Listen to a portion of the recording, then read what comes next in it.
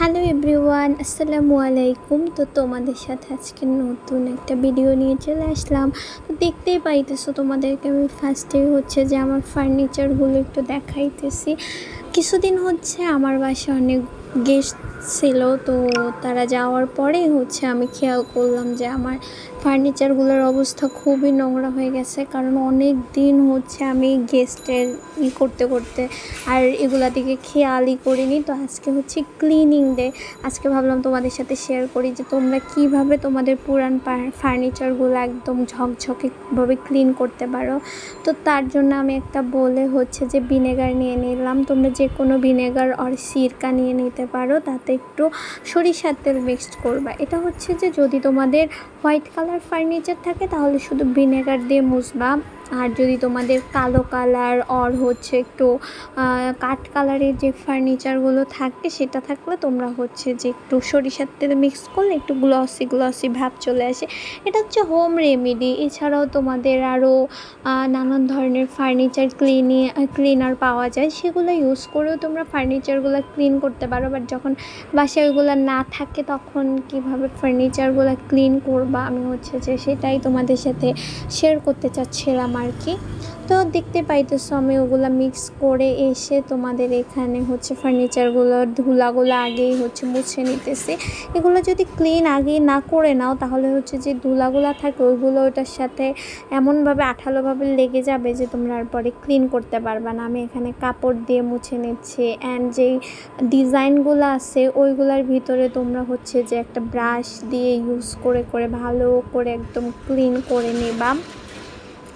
আর আমি হচ্ছে যে এই রেমেডিটাও তোমাদের ইউটিউবে ফেসবুকে অনেকখানি দেখেছি ওরা করেছে, অ্যান্ড আমি একবার এক্সপিরিয়েন্স করেছি, আমি তো এটা ফ্যান হয়ে গেছি। তারপর থেকে আমি যখনই ফার্নিচার ক্লিন করি আমি এইভাবেই করি। এটা খুবই কার্যকারী একটা উপায়। তো আমি তোমাদের সাথে ভাবলাম শেয়ার করি। তুমি যদি এইভাবে ফার্নিচারগুলো ক্লিন করো, বাসায় যে যারাই আসবে, যে কোনো গেস্ট আসবে, তোমাকে জিজ্ঞেস করতে বাধ্য যে আচ্ছা আপনি ফার্নিচারগুলো কীভাবে ক্লিন করেন। তো আমার মোছা শেষ।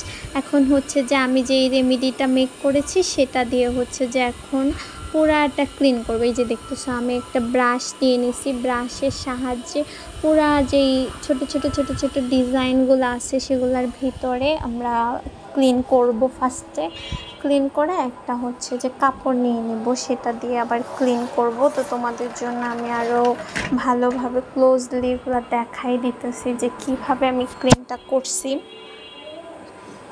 দেখতে পাইতেছো যে ডিজাইনের ভেতরে ওই যে ব্রাশটা আছে সেটা দিয়ে হচ্ছে আমরা ক্লিন করে নেব। এটাও একটা ভালো যে ঘর সংসারে কাজ করতে করতে কখন যে আমরা বড় হয়ে যাই যে আমাদের সাথে সাথে আমাদের ফার্নিচারগুলোকেও যত্ন নিতে হবে, সেটা আমরা কখন যে বুঝে ফেলি। আমি খুব অবাক হই যে কিছুদিন আগেও আমি ছিলাম যে আসবো স্কুল থেকে এসে জামা কাপড় এখানে ওখানে মা চিল্লাচিল্লি করবে যে এই জামা কাপড় গুছাস না কেন, এটা এখানে রাখছিস কেন। সেখান থেকে কখন আমার নিজের একটা ঘর হয়ে গেল, কখন আমি সেগুলাকে মানে টেক কেয়ার করতে শুরু করলাম, কখন আমার বাসার আগে হতো না, বাসার ফার্নিচার থাকলে মা বলতো এই একটু মুইছা দিতে রাখতে পারোস না, এই করতে পারোস না, সব কাজ আমি করি। মানে সেখান থেকে এখন আমরা নিজেরা নিজেদের বাসার ফার্নিচার ক্লিন করি, সব গুছাই রাখি। সো আস্তে আস্তে মেয়ে মানুষ আসলে এটাই যে যখন নিজের ঘর সংসারে যাবে তখন নিজের জিনিস নিজে অনেক কেয়ার করবে, নিজেরটা নিজে গুছাই রাখবে। এটাই হচ্ছে মেয়ে মানুষের আসলে একটা দিক।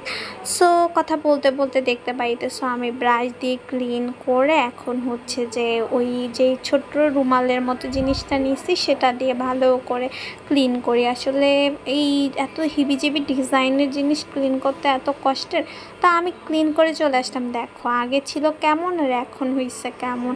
তোমাদেরকে এফেক্টের জন্য ভালো করে বুঝাইতে পারতেছি না, আসলে কাছ থেকে দেখলে তোমরা চেঞ্জেসটা বুঝতে, যখন নিজেরা করবা তখন দেখবা কতটা গ্লসি একটা চলে আসছে। তো আমি আমার পুরা বাসার ফার্নিচারগুলো আজকে ক্লিন করছি, তো ভাবলাম যে তোমাদের সাথেও এটা শেয়ার করি। দেখো কতটা ক্লিন লাগতেছে। তো আজকের ভিডিওটা এই অবধি, পরে আরও অনেক কিছু তোমাদের সাথে শেয়ার করব।